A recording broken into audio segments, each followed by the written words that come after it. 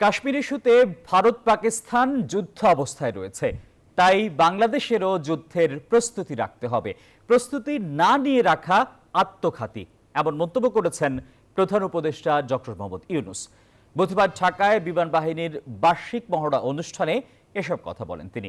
বলেন, প্রতিবেশী ভারত পাকিস্তানে যুদ্ধ অবস্থা বিরাজমান, কাজেই এই পরিস্থিতির মধ্যে নিজেদেরকে প্রস্তুত থাকার তাগিদ দেন প্রধান উপদেষ্টা। বলেন, যুদ্ধে আধা প্রস্তুতির সুযোগ নেই, এখানে জয়ই একমাত্র সমাধান। দেশের স্বাধীনতা সার্বভৌমত্ব রক্ষার জন্য যুগোপযোগী বিমান বাহিনী গড়ে তুলতে সরকারের প্রচেষ্টা অব্যাহত থাকবে বলেও জানান প্রধান উপদেষ্টা। বান্ডেল থাকলে প্রতি সেনমানিতে টাকা বাঁচবে। বিকাশ সেনমানি বান্ডেল কিনে জিতুন প্রতি লেনদেনে। দেশের সার্বভৌমত্ব ও স্বাধীনতার প্রতি যে কোনো চ্যালেঞ্জ মোকাবেলায় একটি আধুনিক ও সদাপ্রস্তুত বিমান বাহিনী গড়ে তোলার লক্ষ্যে আমাদের প্রচেষ্টা অব্যাহত থাকবে।